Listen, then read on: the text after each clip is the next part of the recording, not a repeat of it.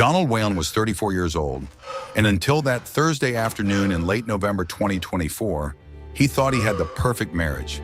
He was a high school history teacher in Atlanta, making about $52,000 a year, and for the past 6 years he'd been married to Glenda, a woman he thought he knew better than anyone in the world. That day, Donald made a decision that would shatter everything he believed about love, loyalty, and the woman sleeping next to him every night. He decided to surprise his wife on her business trip to Miami. Glenda worked as a senior account manager for Meridian Pharmaceutical Marketing, a mid-sized firm that specialized in launching prescription drug campaigns. She'd been climbing the corporate ladder fast, traveling frequently for client meetings and conferences. Her salary had reached $95,000 annually with performance bonuses that sometimes added another $15,000. Donald had always been proud of her success, never once feeling threatened by the fact that she out-earned him nearly 2-to-1. He'd supported every late night at the office, every weekend workshop, every business trip that took her away from their modest 3-bedroom craftsman home in Decatur. Their marriage had seemed solid. They had date nights when Glenda was in town. They talked about having kids someday, maybe in another year or two when her career stabilized. They'd renovated the kitchen together last spring, spending weekends at Home Depot picking out tile and arguing playfully about cabinet hardware. Donald thought they were building something real, something lasting. This particular trip was supposed to be a 3-day pharmaceutical conference at the Ocean View Resort in South Beach. Glenda had left on Tuesday morning, kissing him goodbye at the door, her designer Toomey luggage, a gift from her company for hitting sales targets, rolling behind her as she headed to her white BMW 3 Series in the driveway. She seemed distracted that morning, checking her phone constantly, but Donald had attributed it to work stress. She was pitching a major campaign to a new client, she'd explained over coffee. The deal could mean a significant promotion to senior director, maybe even breaking into 6 figures. "This conference could change everything for us, babe," she'd said, adjusting her silk scarf. "David thinks I'm ready for the next level."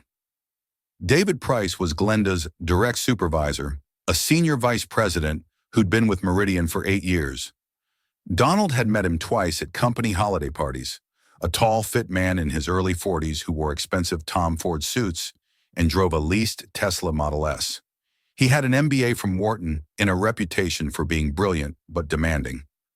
Glenda had always described him as a mentor figure who was helping her navigate corporate politics and position herself for advancement. Donald had planned to spend the weekend alone, grading essays on Reconstruction and the Civil Rights Movement while watching college basketball. It was a comfortable routine. Order Thai food, sprawl on the couch with his red pen, enjoy the quiet of an empty house. But Wednesday evening, everything changed. His mother called with unexpected news. His Aunt Helen, his father's sister who lived in Savannah, had sent him a check for $3,000 as a belated birthday gift. She was 78 and had been saving money in an envelope system for years, setting aside cash for each of her nieces and nephews. When she'd cleaned out her closet, she'd discovered she'd been saving for Donald's birthday for nearly a decade. "She wanted you to have something special," his mother explained. "Maybe take Glenda somewhere nice." Donald stared at the check, an idea forming. $3,000 wasn't life-changing money, but it was enough to do something spontaneous, something romantic. Glenda had been so stressed lately, working 12-hour days, bringing her laptop to bed. When was the last time they'd had a real adventure together? When was the last time he'd surprised her with something thoughtful? He spent an hour researching flights. There was a Delta flight leaving Thursday at 2:15 p.m. that would get him to Miami by 6:47 p.m. Round-trip ticket, $387, he booked it. Then he found a highly rated beachfront restaurant called Azure that Glenda had mentioned wanting to try after seeing it on Instagram. Reservation for 2 at 8:30 p.m. Confirmed. He even ordered flowers from a Miami florist for delivery to himself at the hotel. 2 dozen roses, Glenda's favorite. Donald told his principal he had a family emergency and needed Thursday afternoon off. He packed an overnight bag with a nice shirt, his good jeans, cologne. He imagined Glenda's face when he knocked on her hotel room door. The surprise, the delight, the spontaneous romance of it all. They'd have dinner on the beach, walk along the water, reconnect away from the demands of their busy lives. The flight was smooth. Donald used the 2.5-hour journey to grade some papers and think about his marriage. They'd met at a mutual friend's barbecue 7 years ago. Glenda had been working in entry-level pharmaceutical sales, driving all over Georgia to pitch doctors on cholesterol medications. Donald had just started his teaching career, still idealistic about shaping young minds. They'd bonded over both having demanding jobs that didn't pay enough and dreams of traveling to places they couldn't yet afford. Their first date had been miniature golf, followed by cheap Mexican food. Glenda had beaten him by 6 strokes and hadn't let him forget it for months. She was competitive, ambitious, driven, qualities Donald admired because they balanced his more laid-back approach to life. She pushed him to be better, to take risks, to not settle for comfortable mediocrity. They'd married after a year of dating in a small ceremony at a winery in North Georgia. 75 guests, a string quartet, vows they'd written themselves. Glenda had promised to choose him every day, to build a life of honesty and partnership. Donald had promised to support her dreams and be her constant in a changing world. For 5 years, those promises had seemed real. The plane landed at 6:47 p.m., right on schedule. Donald grabbed his overnight bag from the overhead bin and made his way through the Miami airport, his heart beating faster with excitement. The November evening was warm and humid, a welcome change from Atlanta's crisp autumn air. He caught an Uber, a Honda Accord driven by a chatty guy named Roberto, who spent the 20-minute drive talking about the best Cuban restaurants in Miami. The Ocean View Resort was everything the photos promised. Sleek modern glass architecture, towering palm trees swaying in the ocean breeze, a circular driveway where valets in crisp white uniforms rushed to assist guests arriving in Porsches and Range Rovers. The lobby was all marble and contemporary art, with a massive chandelier made of blown glass that looked like frozen water droplets. Donald approached the front desk, suddenly aware of how out of place he felt in his khakis and polo shirt among all the business executives in expensive suits. The young woman behind the counter, her name tag said Maria, smiled professionally. "Checking in, sir." "Actually, I'm here to surprise my wife," Donald explained. "Glenda Whalen. She's staying here for a conference. Room 847. Maria's fingers moved across her keyboard, her eyes on the screen. Donald watched her expression shift subtly, something like confusion, then discomfort. She looked up at him, and there was pity in her eyes. Donald's stomach tightened. "I see Mrs. Whalen checked in Tuesday," Maria said carefully. "But sir, I'm not able to give you a room key. Hotel policy requires—" "I'm her husband," Donald said, pulling out his driver's license and their wedding photo on his phone. "See? Same last name, same address." Maria glanced at the photo, then back at her computer screen. She bit her lip. "Mr. Whalen, the room is registered under your wife's company credit card, but there's another guest listed on the reservation." The lobby suddenly felt too warm. "Another guest?" Maria looked around, then leaned in slightly, lowering her voice. "A Mr. David Price. He checked in yesterday afternoon." The name hit Donald like a physical blow. David, her boss, her mentor, the man who was supposedly helping advance her career. "I see," Donald said, his voice sounding hollow even to his own ears. "Thank you for your help." He walked away from the desk in a daze, his legs moving automatically toward the elevator bank. Other hotel guests brushed past him, couples laughing, businessmen on phones, a family with 2 small children. Normal people having normal evenings. Donald felt like he was watching them through glass, separate from their world. He pressed the button for the 8th floor. The elevator doors closed, and he saw his reflection in the polished brass, a man who suddenly looked older, more tired. The elevator rose smoothly, and Donald's mind raced. There had to be an explanation. Maybe David had booked a separate room, and the system was confused. Maybe they were working late, and David was just in her room discussing the presentation. Maybe the doors opened on the 8th floor.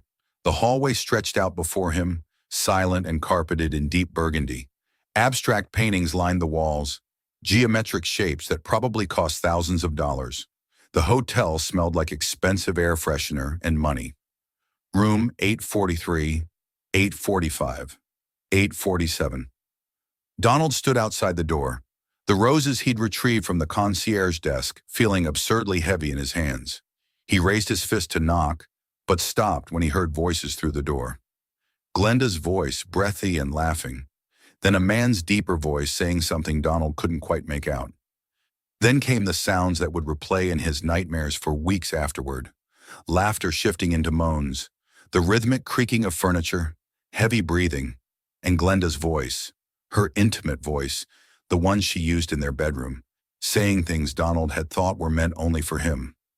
God, yes. Right there. David. The words cut through him like broken glass. Donald felt his knees weaken, felt the world tilt sideways. The roses slipped from his hand, falling silently onto the plush carpet. His entire body went numb, yet somehow he was hyper-aware of every detail. The hum of the ice machine down the hall, the faint smell of cleaning products, the abstract painting across from room 847 that showed red slashes across a black canvas. His own heartbeat thundered in his ears, drowning out everything except those sounds from beyond the door. Sounds that meant his marriage was over. Sounds that meant everything he'd believed about his life was a lie.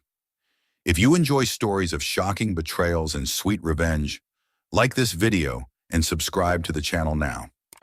There are brand new stories here every day, each one more intense than the last one we produce. And tell me where you are watching from and tell us what you like about your city country. Donald didn't know how long he stood there. Minutes maybe. Could have been 5. Could have been 10. Time felt distorted, elastic. Part of him wanted to pound on that door, to burst in and confront them, to make them face what they were doing. But a larger part of him, the part trained in historical strategy, in understanding how power shifts and conflicts resolve, told him to wait, to think, to plan. Confronting them now, in his current state of shock and rage, would accomplish nothing. Glenda would cry. David would apologize. They'd both make excuses.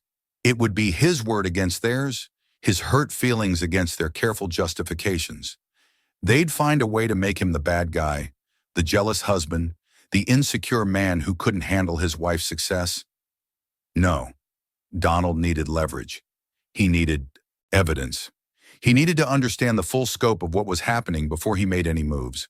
He picked up the roses from the carpet, walked back to the elevator, and returned to the lobby.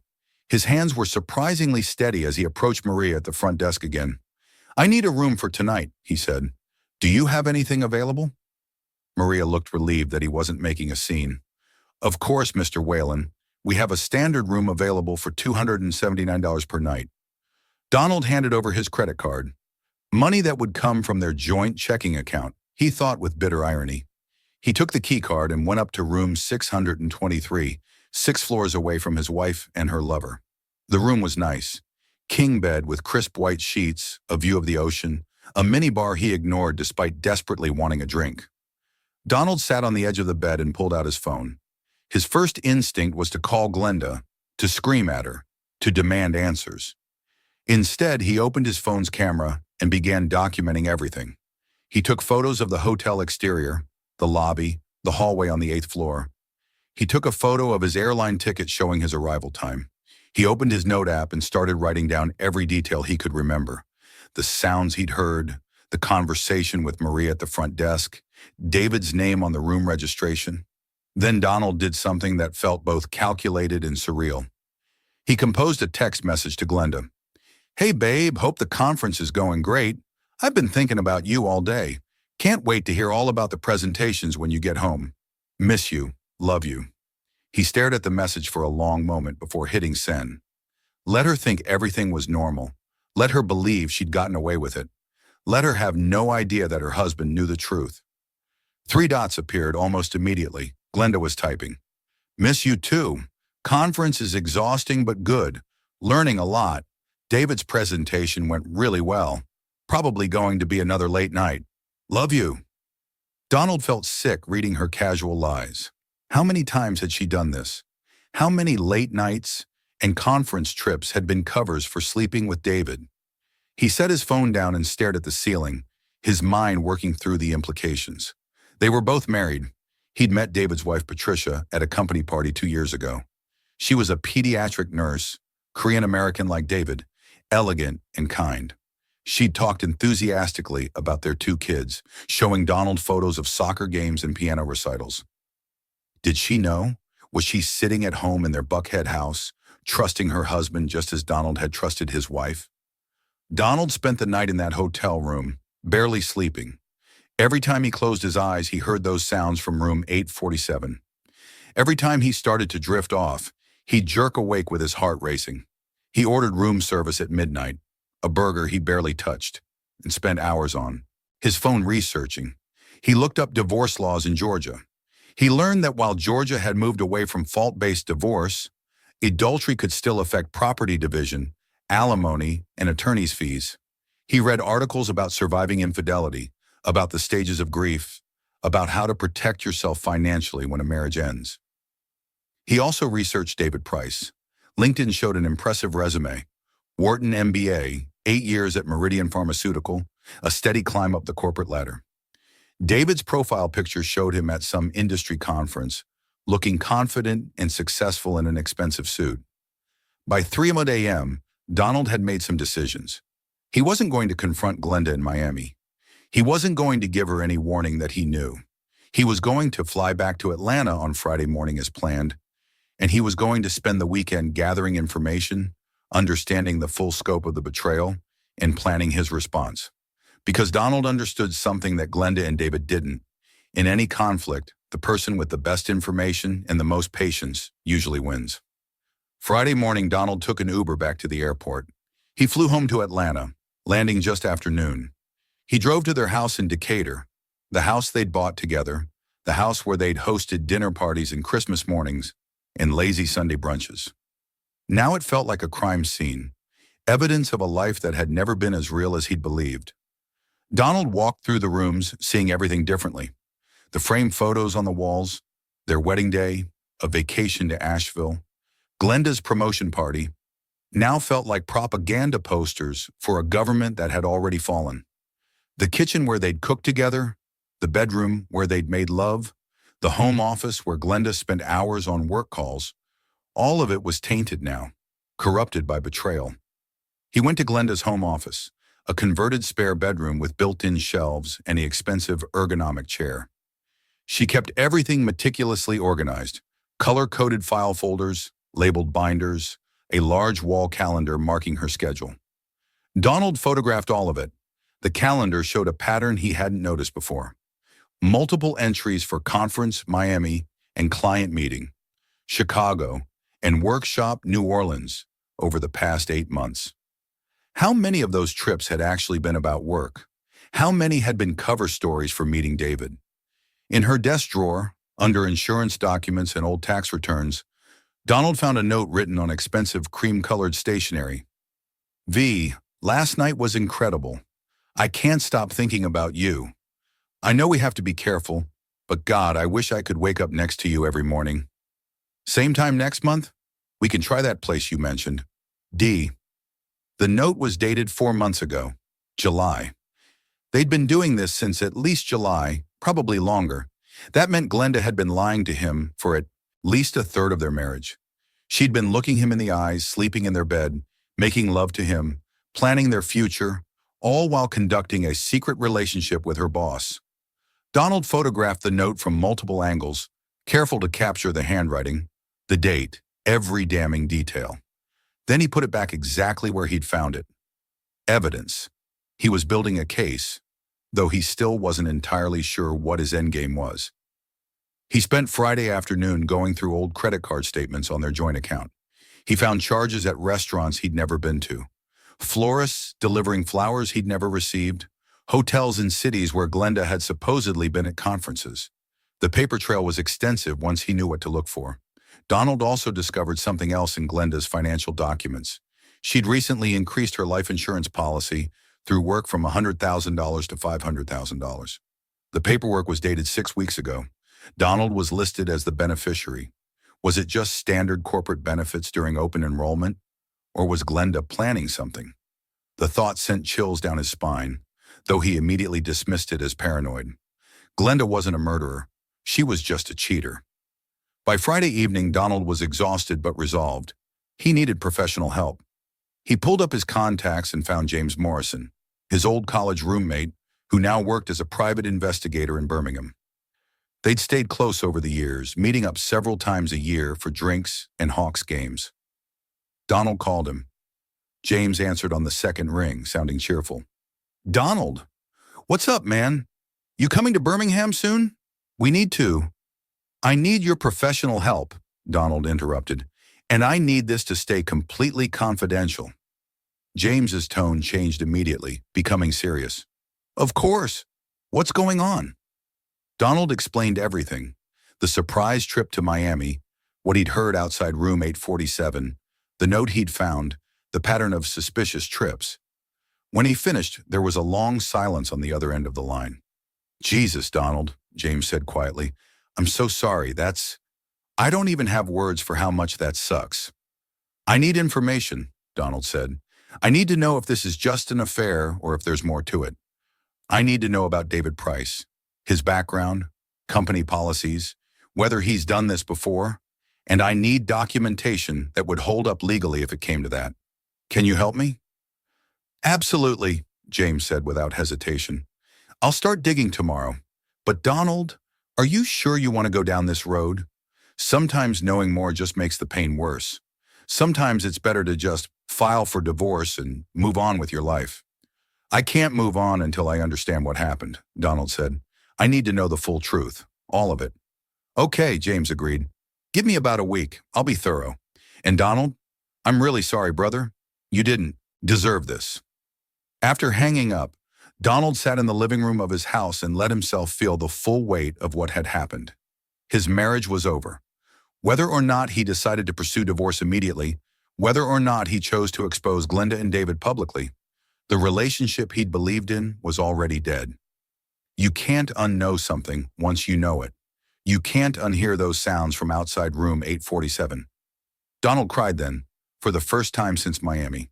He cried for the life he'd thought he had, for the future he'd imagined, for the trust that had been shattered beyond any possible repair. He cried until he had no tears left, until he was just empty and exhausted.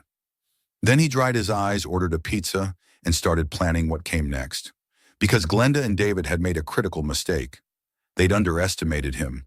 They'd seen a mild-mannered history teacher who never made waves, never caused scenes, never fought back. They'd assumed he'd be easy to deceive, easy to manipulate, easy to discard when Glenda was ready to upgrade to a man with a bigger salary and a more impressive title. What they didn't understand was that Donald spent his days teaching young people about strategy, about how wars are won and lost, about how patient planning defeats impulsive reactions every single time. He taught units on the American Revolution, how the Continental Army won not through direct confrontation, but through strategic retreat and calculated strikes. He taught about the Civil Rights Movement, how lasting change came from careful organization and documented evidence, not just emotional outbursts. Donald Whalen was about to apply those lessons to his own life.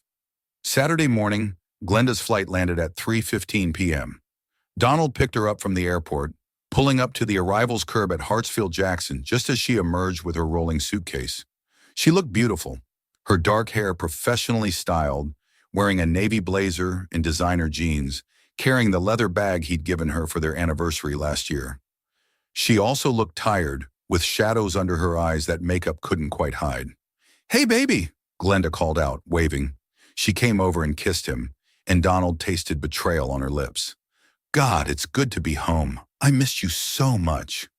"Missed you too," Donald said, taking her suitcase and loading it into the trunk of his Honda Civic. "How was the flight?" "Exhausting. Turbulence over the Gulf. And I sat next to a guy who wouldn't stop talking about cryptocurrency." She slid into the passenger seat and immediately checked her phone. "How was your week?" "Quiet," Donald said, pulling away from the curb. "Just work and grading papers. Nothing exciting." In the car, Glenda talked animatedly about the conference, the keynote speakers, the breakout sessions on digital marketing strategies, the networking dinner on the final night. She had details prepared, anecdotes ready. If Donald hadn't spent Thursday night in a Miami hotel room, hadn't heard what he'd heard, he would have believed every word. She was a skilled liar, he realized. Practiced, comfortable with deception. "Oh, and I have amazing news," Glenda said as they merged onto I-85 toward Decatur. "David told me on the flight back.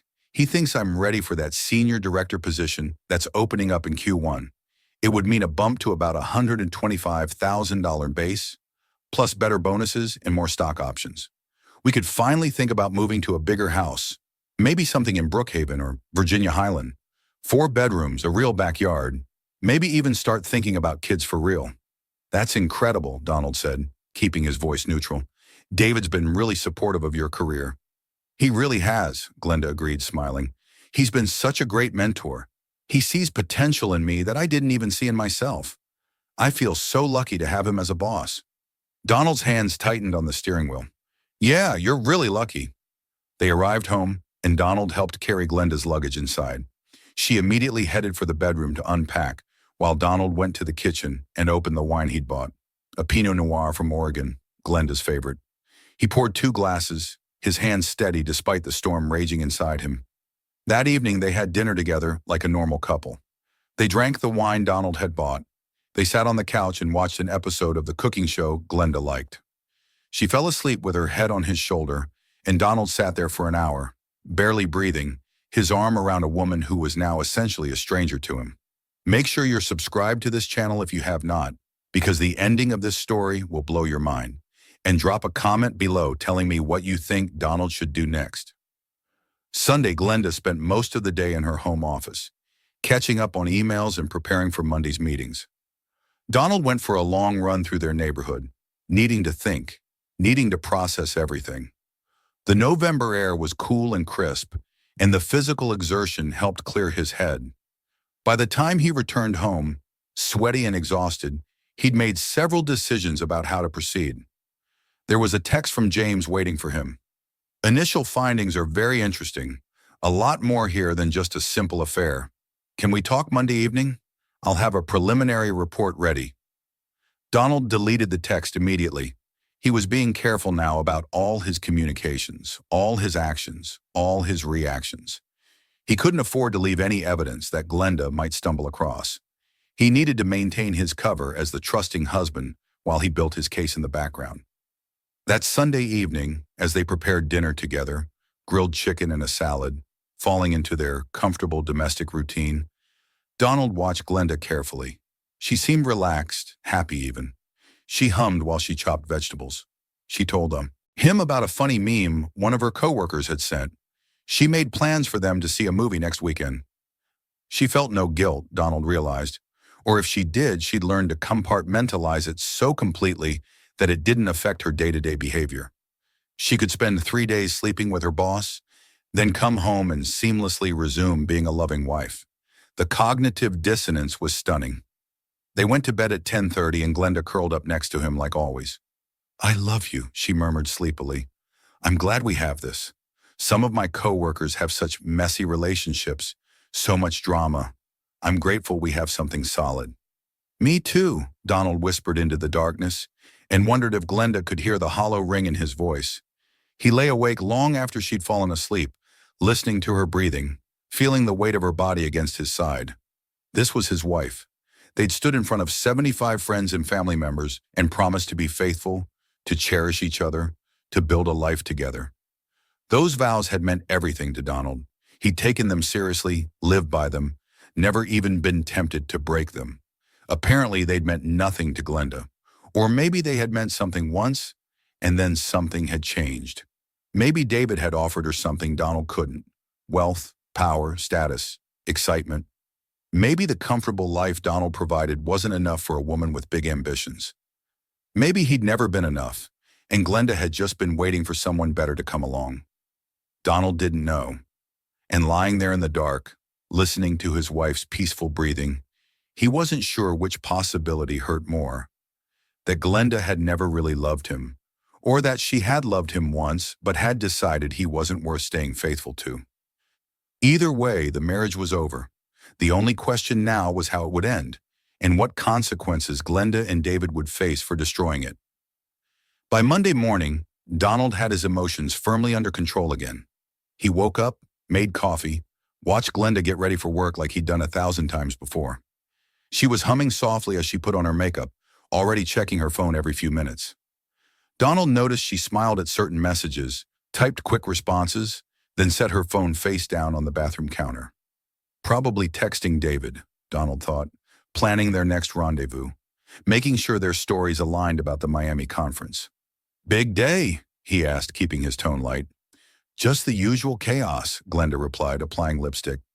"David wants to debrief about Miami, and we've got a major client presentation this afternoon. I'll probably be home late." "Sorry." "No problem," Donald said. "I've got a ton of essays to grade anyway." Glenda kissed him goodbye, a quick, distracted peck, grabbed her coffee thermos and leather bag, and headed out the door. Through the kitchen window, Donald watched her BMW pull out of the driveway and disappear down the tree-lined street. The moment she was gone, Donald pulled out his phone and opened a new note file. He titled it Evidence Log and began methodically documenting everything he knew so far.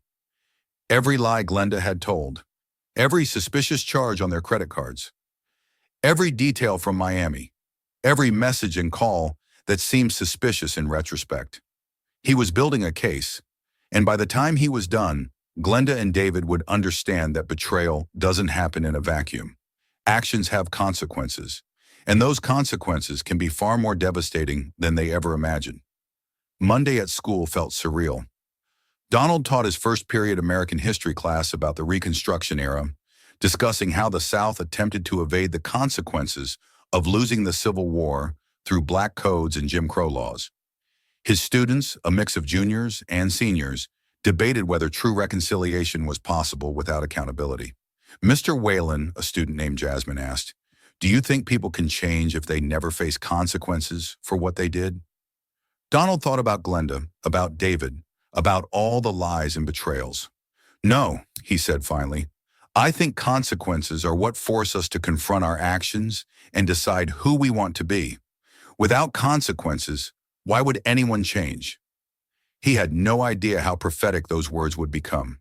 At 4:30 p.m., Donald left Paideia and drove to a Starbucks in Midtown, far enough from both their neighborhood and Glenda's office in Buckhead that there was zero chance of accidentally running into her or anyone who knew them.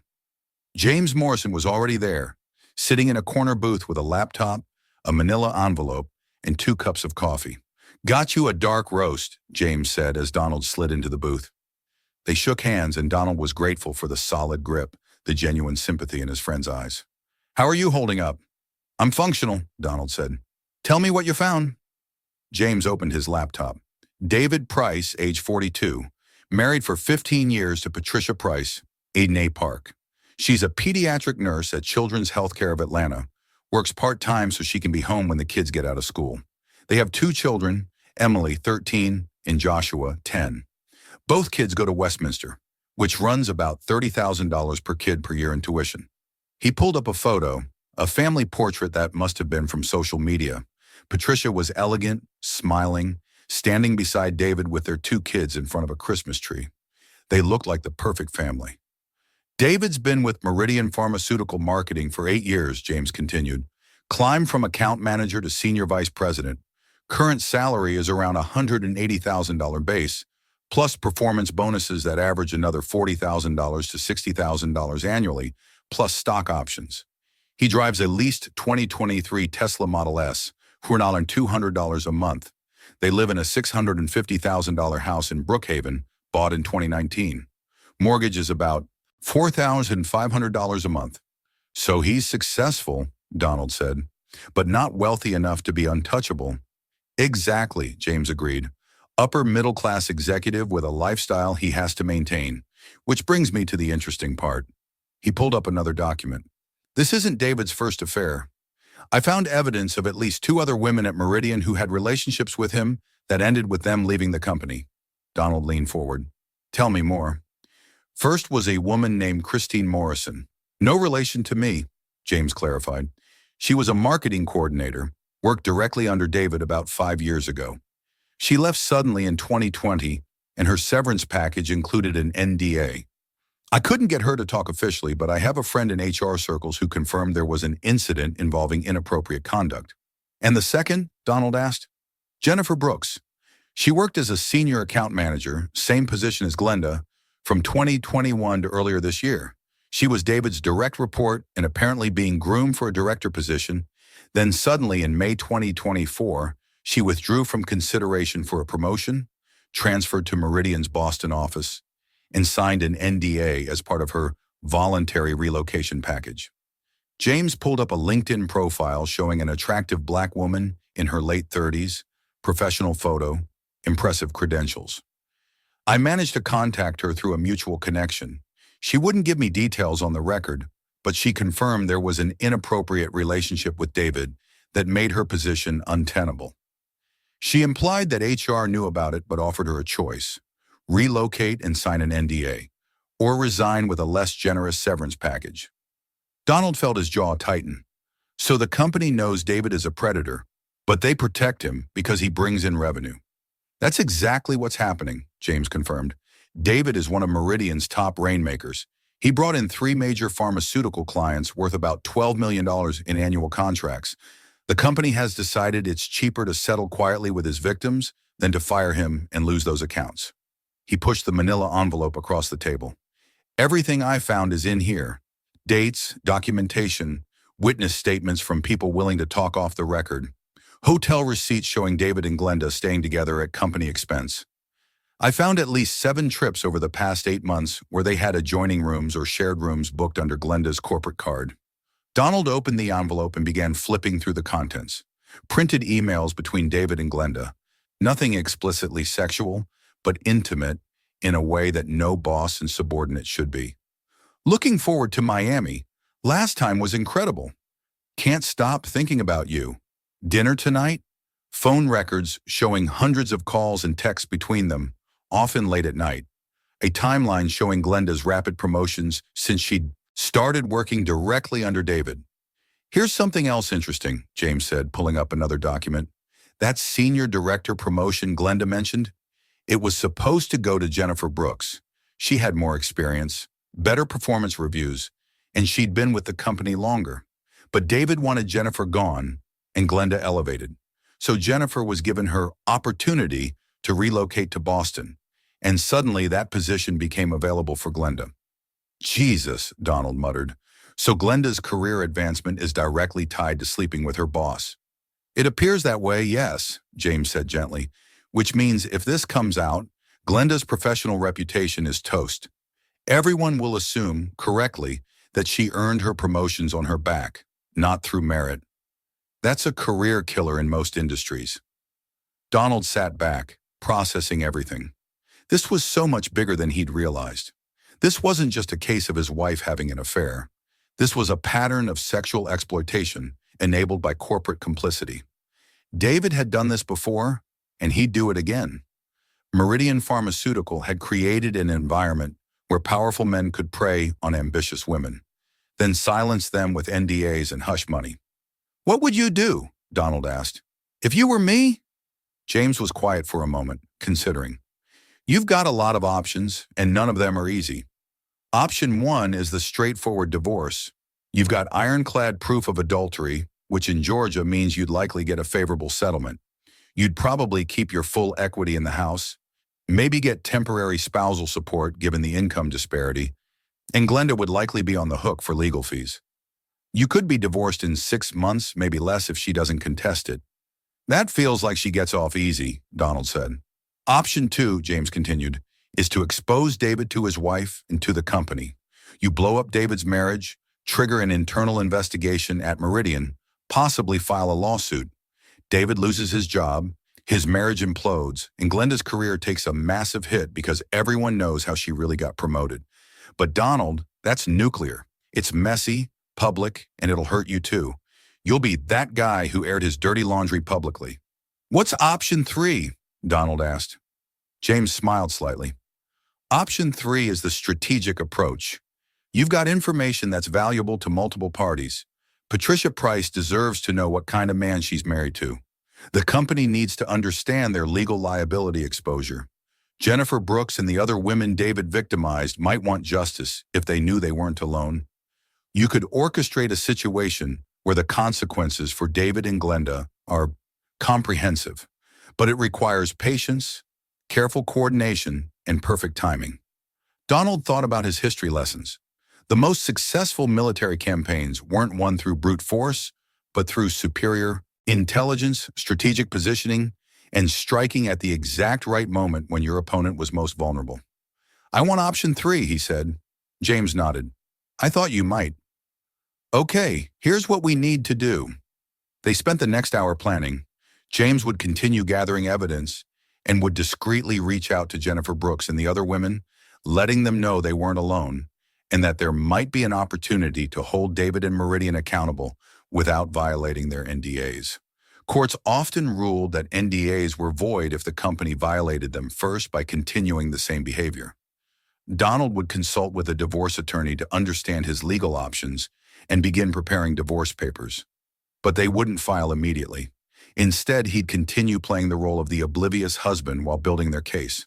"There's one more thing you need to do," James said seriously. "Get yourself tested for STDs.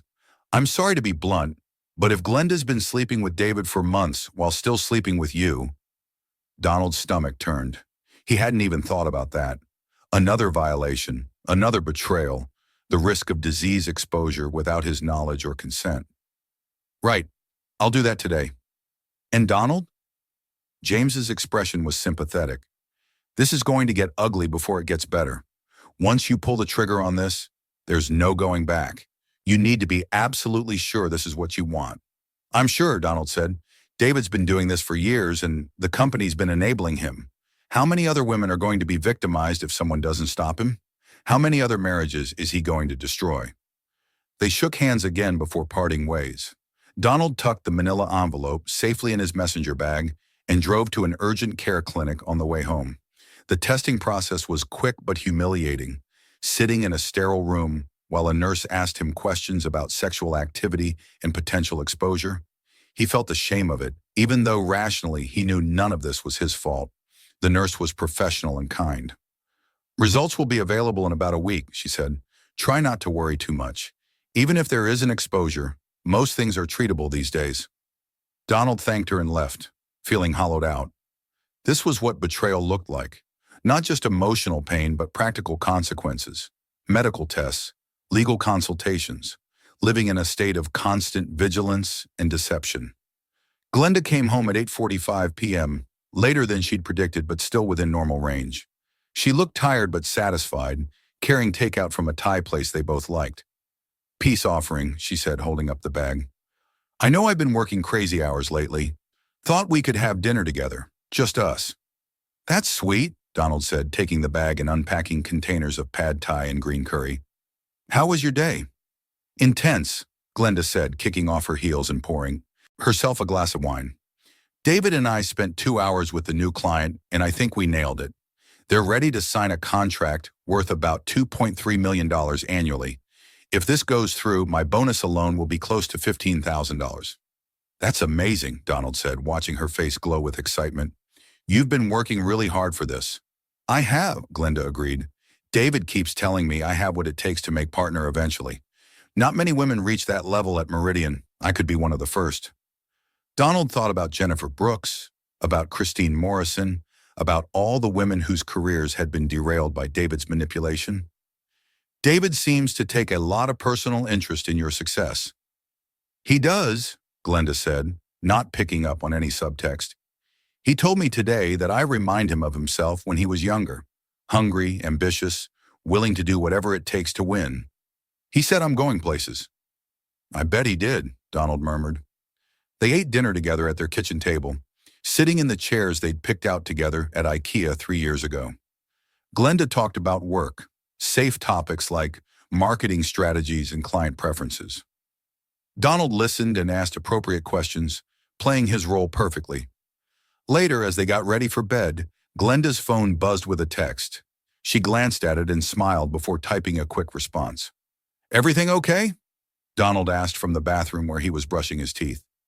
"Just David with a question about tomorrow's presentation," Glenda called back. "He works too late. I keep telling him he needs better work-life balance." The irony was apparently lost on her. Tuesday, Donald had a free period in the afternoon, and used it to meet with Rachel Morrison, a divorce attorney his gym buddy had recommended. Her office was in a tasteful building in Buckhead, wood paneling, expensive art, leather furniture. Rachel herself was in her mid-50s, sharply dressed in a charcoal suit with gray hair styled in a professional bob. She listened to Donald's story without interruption, occasionally making notes on a legal pad. "You have an exceptionally strong case," she said when he finished. "The documentation your investigator friend gathered is excellent. In Georgia, adultery can significantly impact property division and alimony. Given the income disparity, she makes nearly double your salary, and her fault in the marriage breakdown, I'd estimate you could retain full equity in your share of the home, possibly receive temporary rehabilitative alimony for a year or two, and she'd likely be responsible for most of the legal fees." "What's the timeline?" Donald asked. "If she doesn't contest, which she might not given the evidence, we could have a settlement within 4 to 6 months. Georgia requires a 30-day waiting period after filing, and then it's just a matter of negotiating terms. If she fights it, we're looking at a year or more. But honestly, most cheating spouses want to settle quickly and quietly to avoid public embarrassment." Rachel leaned forward. "But I get the sense you want more than just a clean divorce. What else are you thinking?" Donald explained about David, about the pattern at Meridian Pharmaceutical, about the other women who'd been victimized in silence. "If I'm going to blow up my life anyway, shouldn't there be some larger justice? Shouldn't David face real consequences?" Rachel sat back, steepling her fingers thoughtfully. "Legally, you're on solid ground to share this information with David's wife. That's not slander or defamation if it's true, and you have evidence. As for the company, if you can prove they knowingly enabled sexual harassment and created a hostile work environment, there could be grounds for a lawsuit. Not from you directly, you're not an employee, but if the other victims come forward as a group, they could have a strong case." "But," Donald prompted, hearing the hesitation in her voice, "but that route is expensive, time-consuming, and emotionally draining," Rachel said honestly. "You'd be signing up for a much longer, more difficult process. Employment litigation can take years. It's also unpredictable. Juries are sympathetic to harassment victims, but corporations have deep pockets for legal defense." "What would you do?" Donald asked. Rachel smiled slightly. "I'd ask myself what I really want. Do you want revenge? To make them suffer the way you're suffering? Or do you want justice? To prevent this from happening to other people? Both are understandable motivations, but only one of them will leave you able to move forward with your life afterward." Donald considered that carefully. What if it could be both? Then you'd need a very carefully coordinated plan, excellent timing, and probably some luck, Rachel said. "But I've seen it done. The key is you have to be absolutely certain this is what you want, because once you pull that trigger, there's no taking it back. Lives will be destroyed, not just David's and Glenda's, but potentially yours too. You'll be in the middle of a very public scandal." "I'm certain," Donald said. They spent the next hour mapping out strategy. Rachel would prepare divorce papers, but hold them until Donald was ready to file. She'd also quietly reach out to the women who'd left Meridian, particularly Jennifer Brooks, to gauge their interest in breaking their NDAs if legal grounds existed. "There's one more thing," Rachel said as their meeting concluded. "You need to think carefully about your wife. I know she's hurt you terribly, but the situation is complex. David is her supervisor. There's an inherent power imbalance there. The company created an environment where this kind of relationship could develop. I'm not excusing her choices, but she's also potentially a victim of workplace sexual harassment, even if she doesn't see it that way." Donald nodded, though privately he wasn't sure he agreed. Yes, David had power over Glenda's career, but Glenda had made daily choices to lie to Donald, to maintain the affair, to plan to financially ruin him in a divorce. Those were active choices, not passive victimization. Still, Rachel's words stayed with him as he drove home. What did he really want? Did he want Glenda to suffer? Or did he want to feel like his pain had meant something, like some good could come from this destruction? Wednesday evening, Donald was grading papers in the living room when his phone buzzed with an email from James. The subject line read, "Urgent, you need to see this." The email contained screenshots of text messages between David and Glenda from earlier that day. James must have hacked into one of their phones or found a way to access their communications. Donald knew he probably shouldn't ask how James had obtained these messages, but he was grateful for them. David, Patricia asked about Miami. She's suspicious. Glenda, what did you tell her? David, conference stuff, meetings and dinners. She didn't buy it completely. We need to be more careful. Glenda, maybe we should cool things off for a while. This is getting complicated. David, we've been through this before. Just a few more months until your promotion is locked in and your salary increase kicks in. Then we can make decisions about leaving our spouses. I'm not losing you because we got impatient. Glenda, do you really think you'll leave Patricia? You've been saying that for months. David, I promise, V. By this time next year, we'll be together for real. No more hiding. We'll both file for divorce around the same time. Say we're moving on from dead marriages. No one will connect it to us being together. Glenda, I hope you mean that, because I can't keep lying to Donald forever. He's a good man. He doesn't deserve this. David, then end it. Tell him you want a divorce. You don't need to mention us. Glenda, I can't. Not yet. He'd ask too many questions, and you know Donald. He's analytical. He'd figure it out eventually. Besides, if I file now, we'd have to split everything 50-50, maybe worse. Better to wait until after the promotion, after I've moved some money around.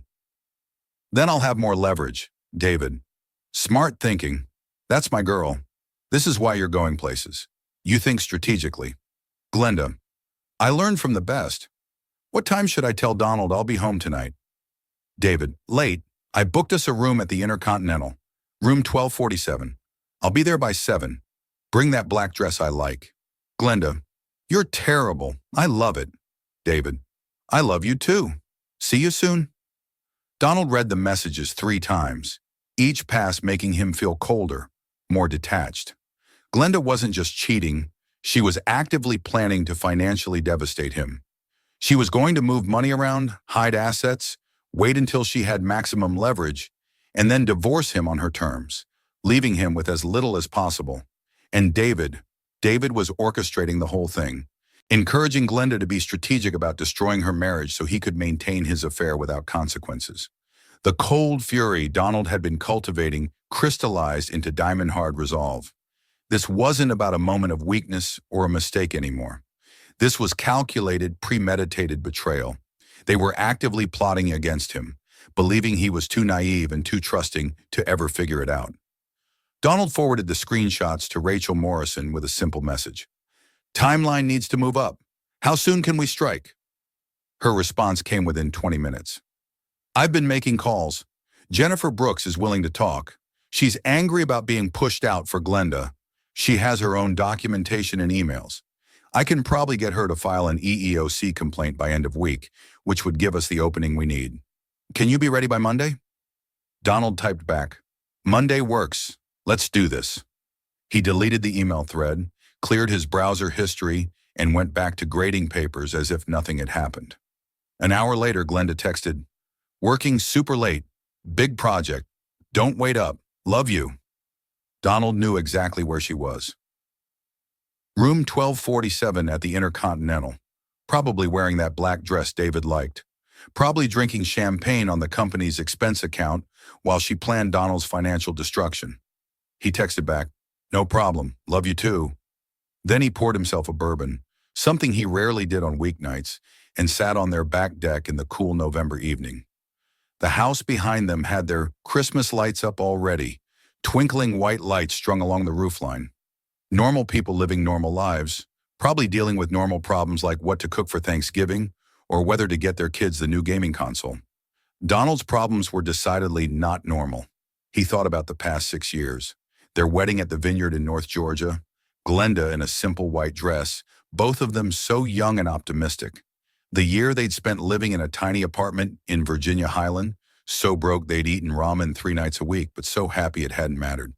The day they'd closed on this house, standing in the empty living room and dreaming about filling it with furniture and memories and eventually children.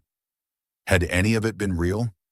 Or had Donald been living in a fantasy while Glenda played a role, waiting for something better to come along? He'd probably never know, and maybe it didn't matter. What mattered now was protecting himself, stopping David from victimizing anyone else, and making sure that actions had consequences. If you're enjoying this story, hit that like button and let me know in the comments what you would have done in Donald's situation. Thursday and Friday passed in a blur of careful normalcy. Donald went to school, taught his classes, graded papers. He came home, made dinner, watched TV with Glenda when she wasn't working late. He played the role of the devoted husband perfectly, never letting his mask slip, never giving any indication that he knew the truth. Friday evening, Glenda suggested they go out for dinner, a rare treat during her busy season. They went to a nice Italian place in Decatur, sat across from each other in a cozy booth, and talked about their plans for Thanksgiving the following week. "My parents want us to come to Savannah," Glenda said, twirling pasta on her fork, "but I was thinking maybe we could do Thanksgiving here. Just the two of us. I feel like we've been so busy lately. It would be nice to have a quiet holiday together." "That sounds perfect," Donald said, thinking about how by Thanksgiving, their marriage would probably be in ashes, and they'd both be retaining lawyers. "Donald," Glenda said suddenly, reaching across the table to take his hand, "I know I've been distracted with work. I'm sorry about that. You've been so patient and supportive, and I don't tell you enough how much I appreciate it." Donald looked at her hand covering his, the same hand that wore the wedding ring he'd saved for 3 months to buy. "It's okay. I know how hard you work. Things will calm down after the holidays," Glenda promised, "and then we can really focus on us. Maybe plan that vacation we've been talking about. Somewhere tropical. Just you and me, reconnecting." "I'd like that," Donald lied, wondering if Glenda had planned to use that vacation to ask for a divorce, softening him up with a romantic getaway before delivering the blow. They finished dinner, and Glenda insisted on taking a selfie. "We never take pictures anymore." She posted it to Instagram with the caption, "Date night with my favorite person. I'm so lucky." Donald forced a smile for the camera, and later that night, he'd look at the photo and marvel at how convincing they both looked. Two people who appeared perfectly happy, perfectly in love, with no indication that everything was a carefully constructed lie. Saturday, Donald received a text from Rachel. "Jennifer Brooks is filing her EEOC complaint Monday morning. She's also willing to talk to a reporter I've connected with, Krista Price from the Atlanta Business Chronicle. Everything is in place. Are you ready?"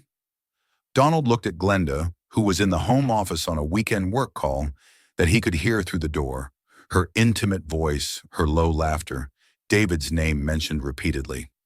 He thought about the hotel room in Miami, about the text messages planning his financial ruin, about 6 years of trust and love casually discarded for career advancement and excitement. He texted back, "I'm ready. Monday morning, 9 a.m. File everything." The dominoes were set.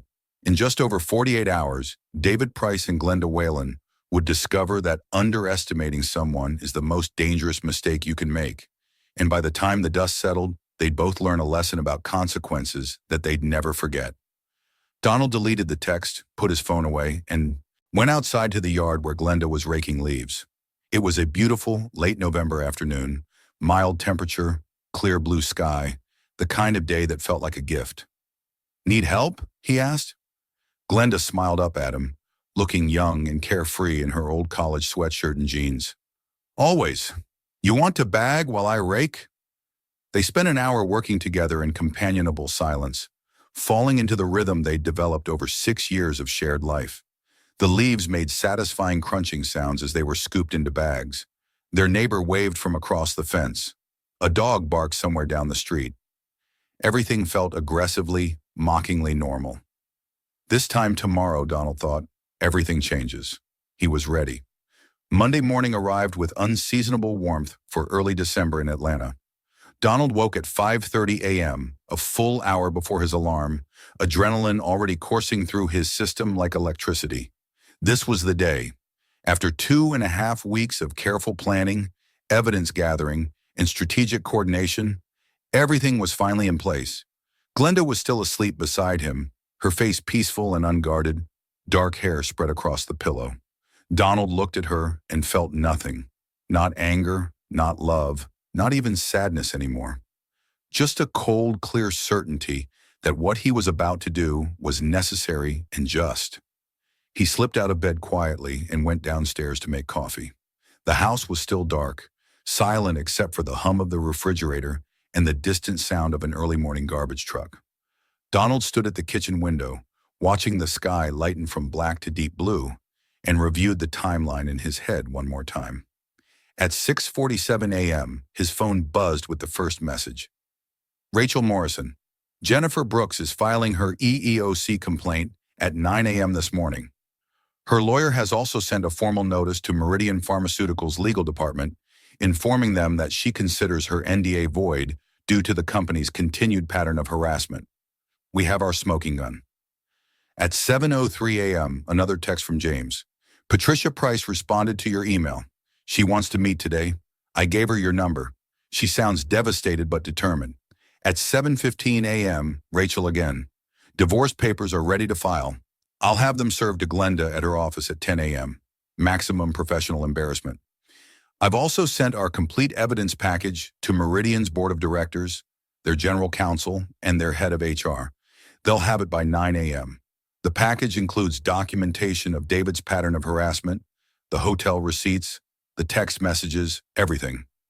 They'll have no choice but to act. At 7:22 a.m., James. Just confirmed, Krista Price from Atlanta Business Chronicle has everything. She's running a preliminary story online today at noon. Print edition with more detail Thursday. Donald took a deep breath and typed responses, confirming receipt to both Rachel and James. The machinery was in motion now. No. Turning back. He felt strangely calm, like a general who'd planned a battle for months and was now watching his strategy unfold exactly as designed. Glenda came downstairs at 7:30, already dressed for work in a sharp charcoal suit with a crimson blouse underneath. Her power outfit, she called it. She poured coffee and immediately checked her phone, frowning at something on the screen. Everything okay? Donald asked, keeping his voice casual. Weird email from Jennifer Brooks, Glenda said, scrolling. Something about filing a workplace complaint. David forwarded it to the whole leadership team, asking if anyone knows what she's talking about. Huh, Donald said neutrally. What kind of complaint? I don't know. Something about a hostile work environment? Glenda shook her head dismissively. Jennifer's always been a troublemaker. She couldn't handle the pressure of the senior account manager role, so she transferred to Boston, and now she's trying to blame everyone else for her failures. It's pathetic, honestly. Donald said nothing. In a few hours, Glenda would understand exactly why Jennifer Brooks was a troublemaker. Glenda kissed him goodbye, a quick distracted peck, and headed for the door. I might be late again tonight. David wants to do damage control on this Jennifer situation, and we've got that client meeting. Love you. Love you too, Donald said to her back as she left. The moment her car pulled out of the driveway, Donald executed phase 1 of his plan. He sent the first email from his anonymous account to Patricia Price. Mrs. Price, my name is Donald Whalen.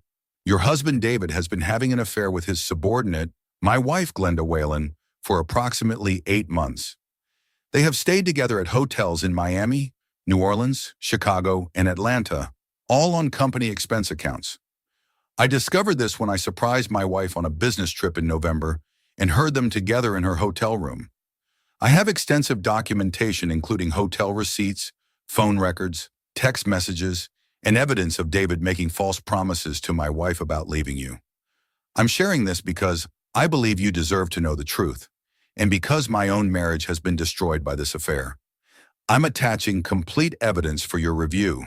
I'm deeply sorry to be the bearer of this news.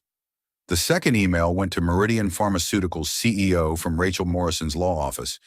Dear Mr. Brennan, I represent Donald Whalen, whose wife Glenda Whalen is employed at Meridian Pharmaceutical Marketing.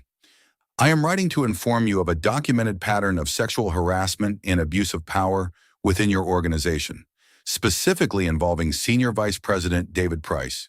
Mr. Price has engaged in multiple inappropriate relationships with female subordinates over the past 7 years, including Mrs. Whalen currently, and your company has repeatedly covered up these incidents through NDAs and forced departures. This has created a hostile work environment and exposed your company to significant legal liability. We are prepared to coordinate with other victims to file a comprehensive lawsuit unless this matter is addressed immediately and comprehensively. Please see attached documentation.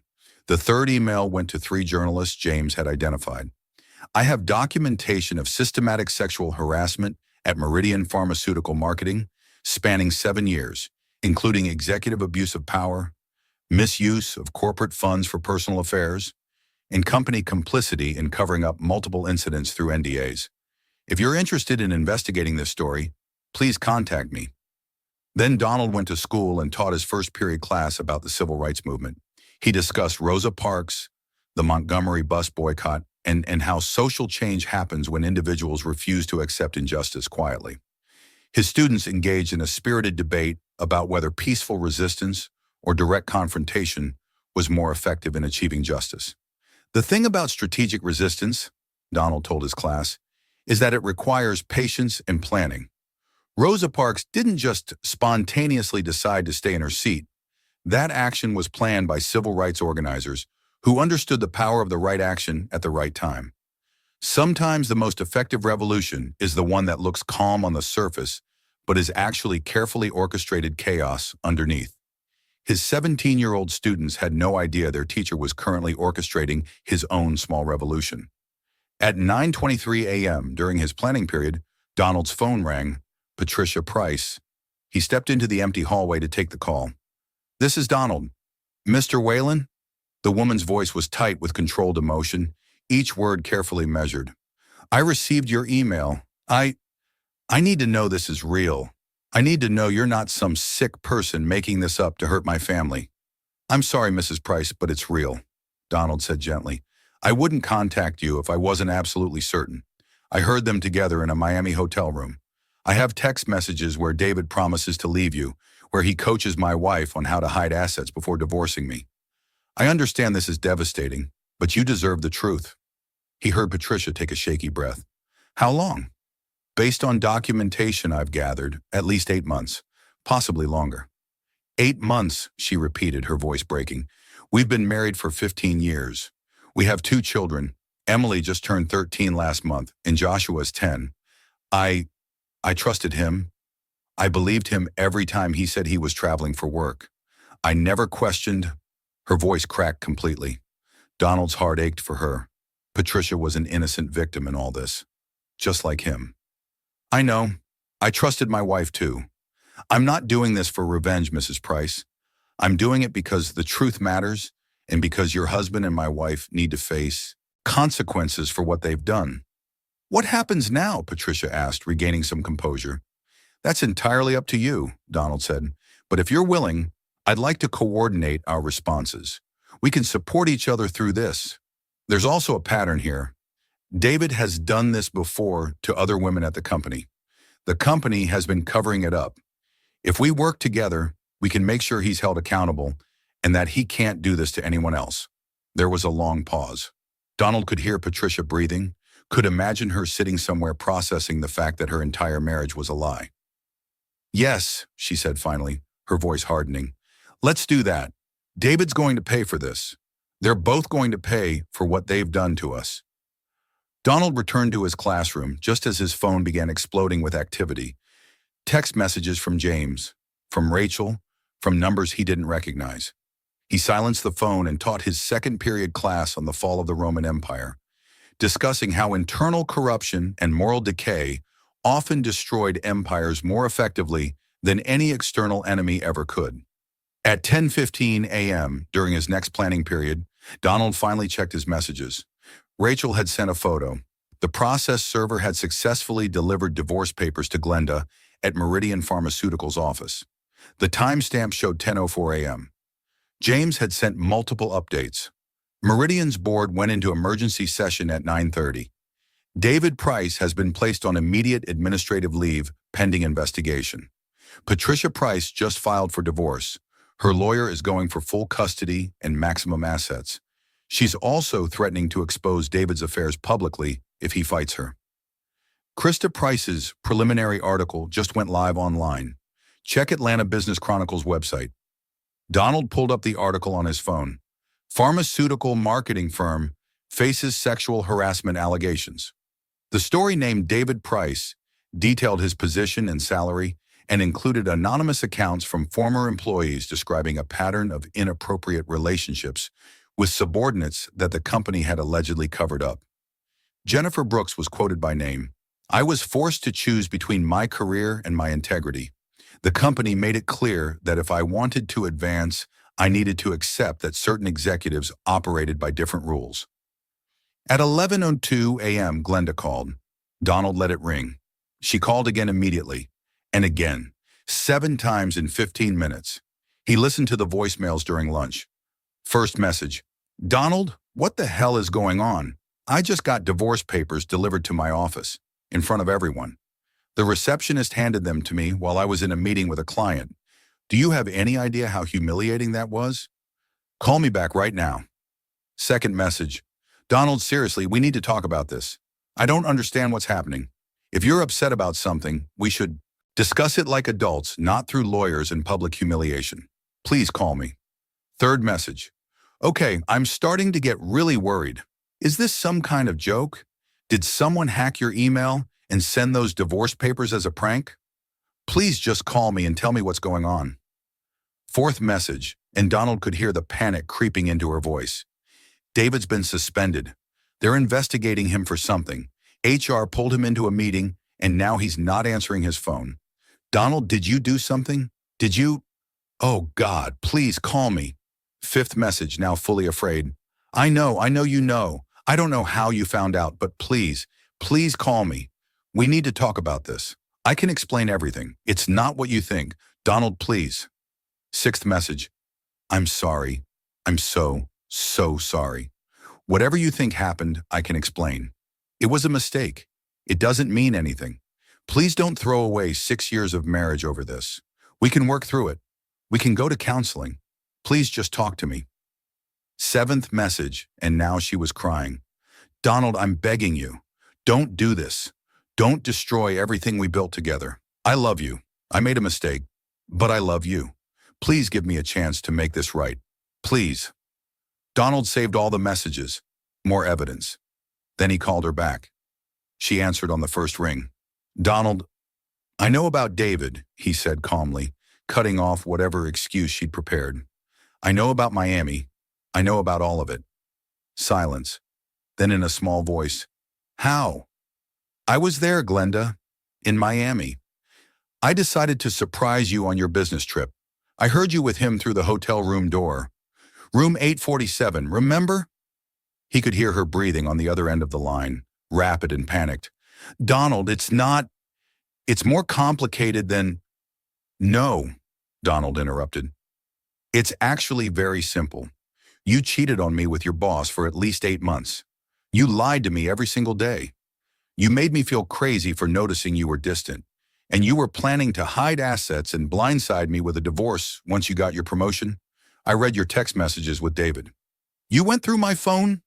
Glenda's voice shifted from panic to defensive anger, a classic tactic Donald recognized from his teaching experience. When students were caught cheating, they often tried to make it about the method of discovery rather than the cheating itself. "I hired a private investigator," Donald said. "Everything I know is documented and legal. The divorce papers you were served are just the beginning, Glenda.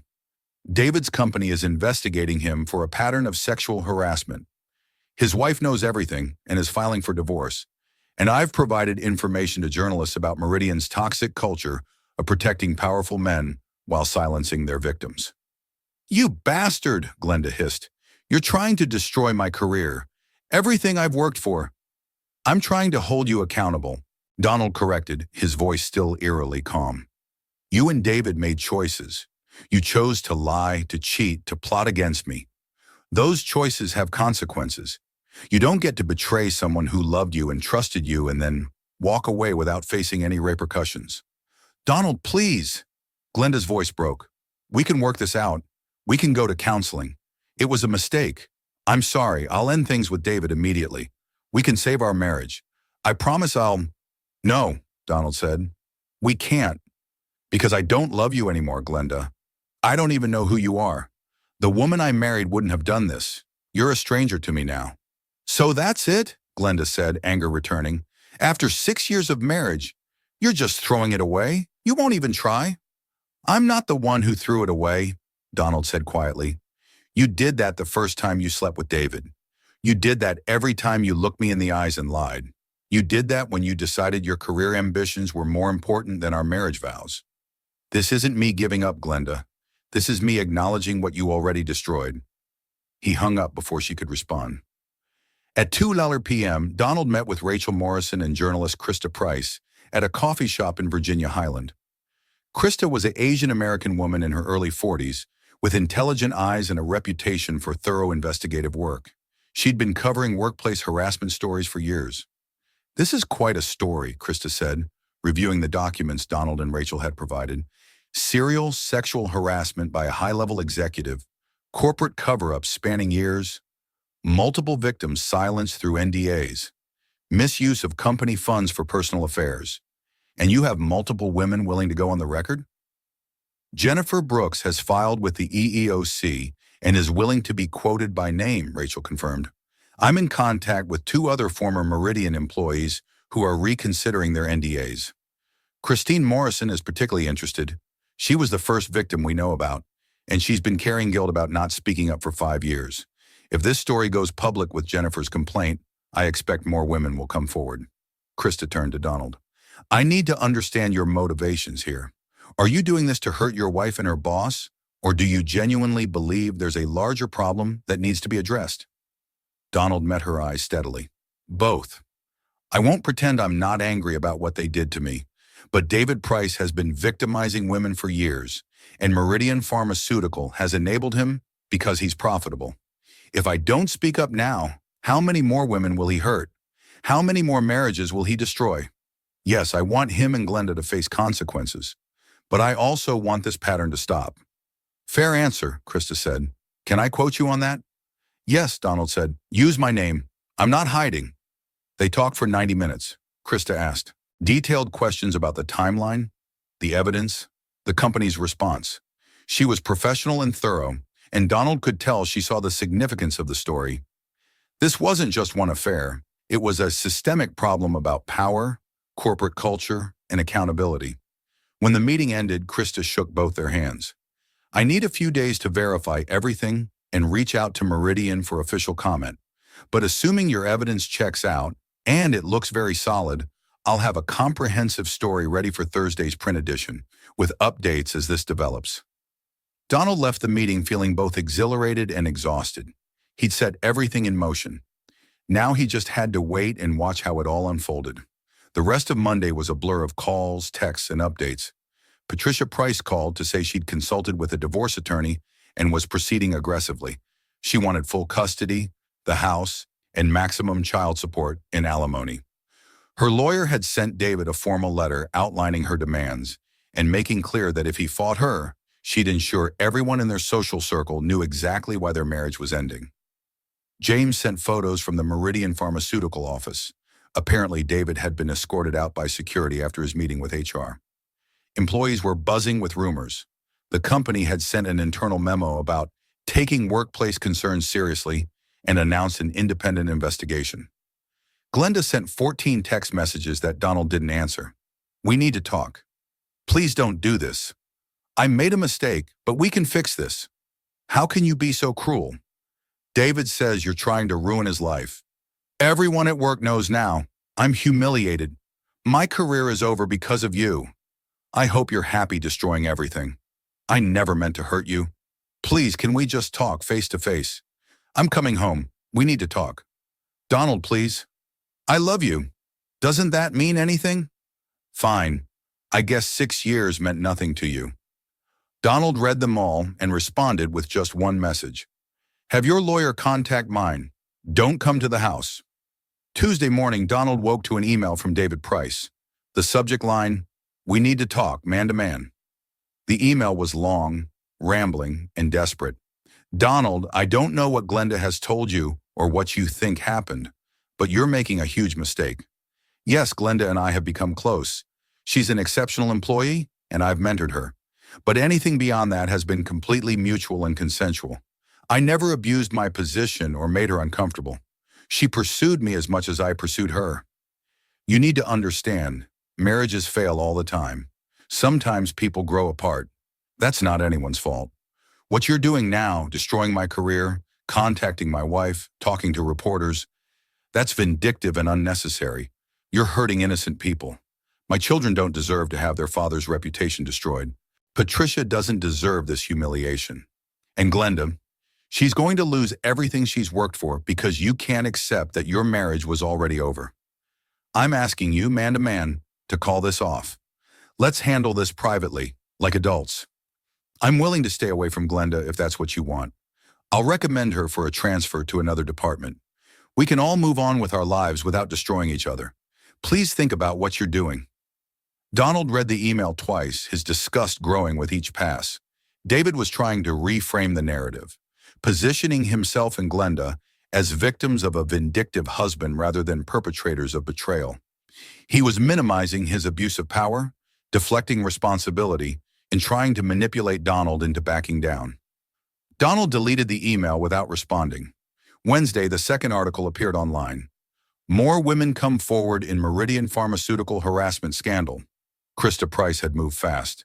The article now included statements from 3 women total: Jennifer Brooks, Christine Morrison, and a third woman Donald hadn't known about who'd worked under David in 2019. All 3 described similar patterns: initial mentorship that became inappropriately intimate, promises of career advancement, pressure to keep relationships secret, and then either forced departures or lateral transfers when they tried to end things. The article also included a statement from Meridian Pharmaceuticals' CEO. We take these allegations extremely seriously and have launched a comprehensive internal investigation. Mr. Price has been placed on administrative leave pending the outcome. We are committed to maintaining a safe and respectful workplace for all employees. By Wednesday afternoon, Meridian's stock had dropped 4%. Industry blogs were picking up the story. Pharmaceutical companies that contracted with Meridian were reportedly reconsidering their relationships.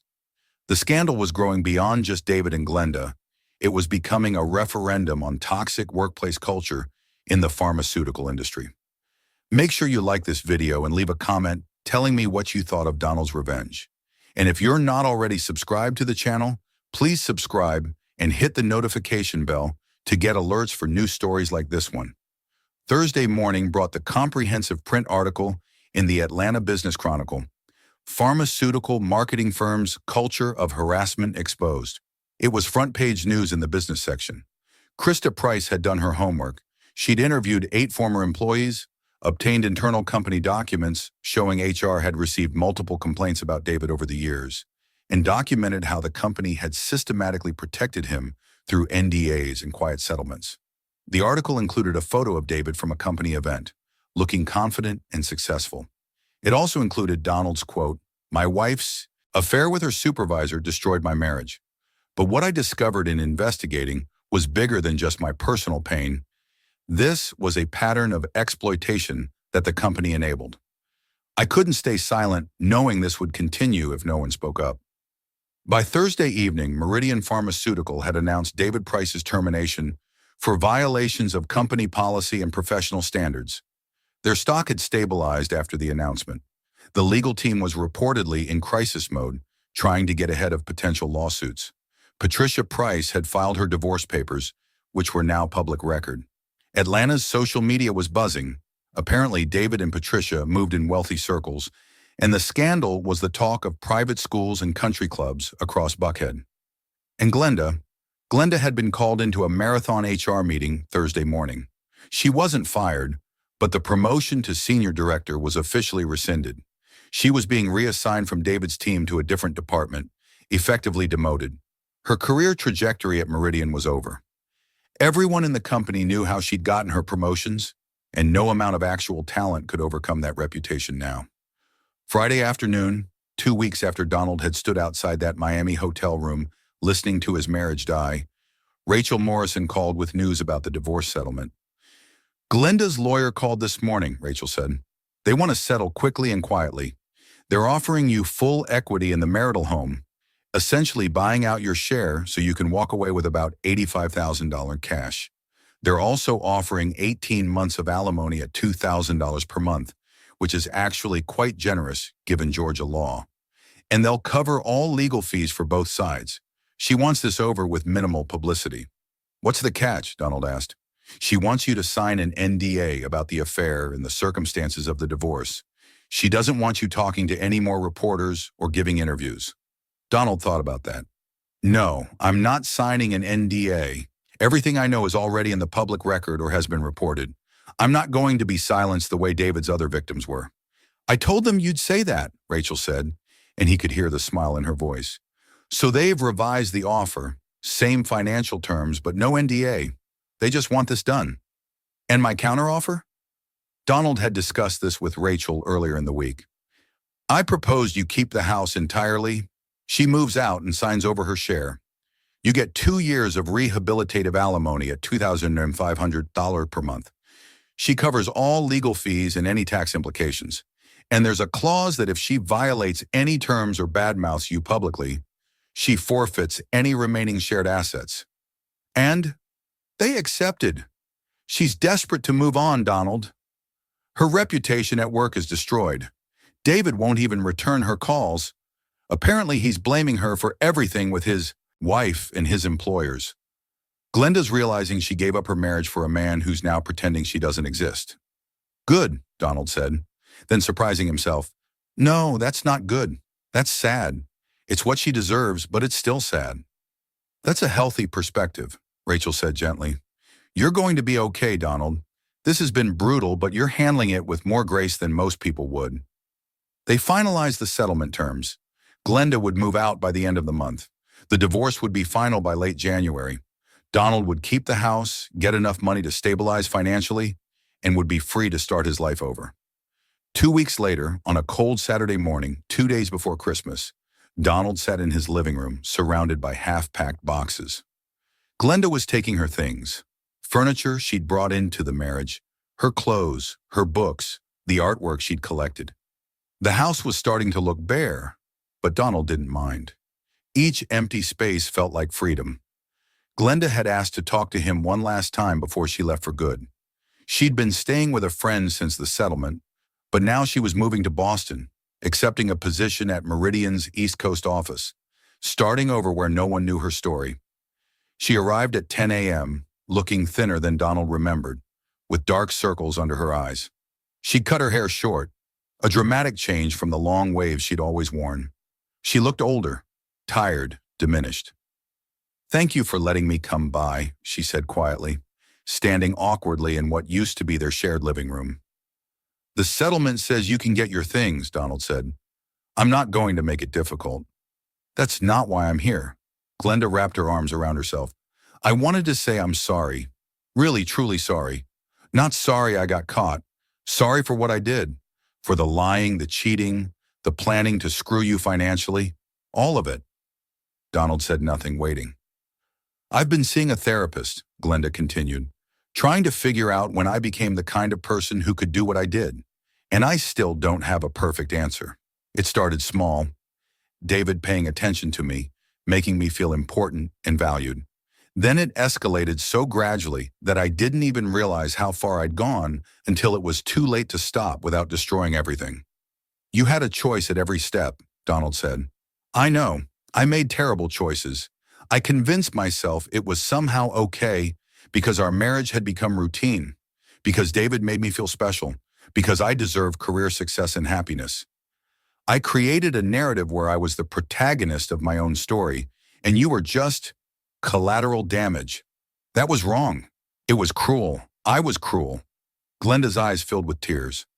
The worst part is, you were right about David. He dropped me the second things got complicated. All his promises about leaving Patricia, about us being together, they were lies. He told his lawyers I seduced him, that I was obsessed and wouldn't leave him alone. He's throwing me under the bus completely to save his own reputation with his wife. I'm sorry, Donald said, and meant it. That's another betrayal on top of everything else.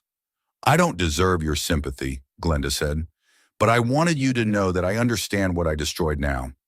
Our marriage was real. It was good. And I threw it away for a fantasy, for ego validation, for ambition. I'll regret that for the rest of my life." They stood in silence for a moment. "I forgive you," Donald said finally. "Not because you deserve it, but because I don't want to carry anger around anymore. But Glenda, we're not getting back together. That chapter of our lives is over. We both need to accept that and move forward." "I know," she said quietly. I wanted you to understand that I'm sorry, and that I hope someday you can look back on the good years, because there were good years, without it all being poisoned by how it ended." "Maybe someday," Donald said. "Right now it's still too raw." Glenda nodded. She looked around the living room one more time, at the walls where their pictures used to hang, at the couch where they'd watched countless movies, at the window that looked out on the yard where they'd raked leaves together just a month ago. "Goodbye, Donald. I really do hope you find happiness." "You too," Donald said. "I hope Boston is a fresh start for you." She left, and Donald watched through the window as she loaded boxes into her car and drove away. He felt lighter, as if some weight he'd been carrying had finally been lifted. Over the next months, Donald rebuilt his life piece by piece. He kept the house but made it his own, painted the bedroom a color he liked, bought new furniture, turned Glenda's office into a reading room. He started dating again, cautiously at first, but gradually opened himself up to the possibility of connection. He joined a gym and lost 20 pounds. He took up painting, discovering he had a natural talent for landscapes. David Price's life unraveled completely. His divorce from Patricia was brutal in public. She got the house, primary custody, and a settlement that left David financially devastated. He lost his job at Meridian and found himself essentially blacklisted in the pharmaceutical industry. No one wanted to hire an executive who came with that kind of scandal baggage. Last Donald heard, David was working as a consultant, making a fraction of his previous salary, living in a modest apartment, and seeing his children every other weekend under supervised conditions. Meridian Pharmaceuticals settled the class action lawsuit brought by Jennifer Brooks and 5 other women for $4.2 million total. The company also implemented a complete overhaul of their HR policies, hired an independent firm to audit their workplace culture, and appointed their first female senior vice president. The scandal had been expensive, but it had forced real change. Glenda stayed in Boston. According to mutual friends, she was rebuilding her career slowly, working harder than ever to prove her promotions were earned by merit now. She was in therapy, single, focused on becoming someone she could respect. Donald wished her well from a distance. And Donald learned something profound through the pain of betrayal. He learned that you can survive having your heart broken and your trust shattered. He learned that revenge isn't about making others suffer, but about holding them accountable while maintaining your own integrity. He learned that the best response to betrayal isn't rage or cruelty, but strategic action that protects yourself and others. 6 months after the divorce was finalized, Donald was sitting on his back deck on a warm spring evening, grading papers and drinking wine, when his phone buzzed. It was a text from an unknown number. "Mr. Whalen, this is Jennifer Brooks. I wanted to thank you. Because you spoke up, I found my voice again. Because you held David accountable, I was able to get justice. I hope you're doing well. You're a good man." Donald smiled and typed back, "Thank you. I hope you're doing well too. We all deserve better than what happened." He set his phone down and looked out at his backyard. The azaleas were blooming, painting the garden in shades of pink and purple. The evening air was mild, carrying the scent of honeysuckle. A cardinal sang from the oak tree at the property line. Donald had lost his marriage, had his trust violated, and had his life turned upside down. But he'd gained something too: self-respect, integrity, and the knowledge that he'd stood up for what was right even when it was hard. He'd protected future victims. He'd held powerful people accountable. He'd refused to be silenced or diminished. In the months that followed, Donald often thought about that November evening in Miami when he'd stood outside room 847, frozen in shock and pain, listening to his marriage die through a hotel room door. That moment had been a crossroads. He could have burst through that door and made a scene. He could have reacted with pure emotion and rage. He could have handled everything impulsively and self-destructively. Instead, he'd chosen strategy over emotion. He'd chosen accountability over revenge. He'd chosen to think about future victims rather than just his own pain. And in doing so, he'd not only reclaimed his own life, but had helped protect other women from experiencing what he and Patricia Price had endured. The lesson wasn't that betrayal doesn't hurt. It does, profoundly and completely. The lesson was that how you respond to betrayal defines who you are. You can let it destroy you, or you can let it refine you into someone stronger, wiser, and more compassionate.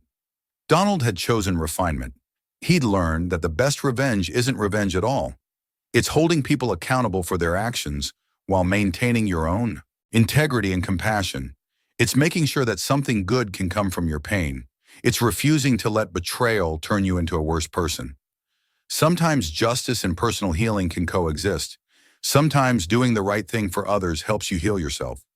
Sometimes the most powerful thing you can do in response to betrayal is to make sure it means something beyond your own suffering. Donald Whalen had learned all of that the hard way, but he'd learned it well.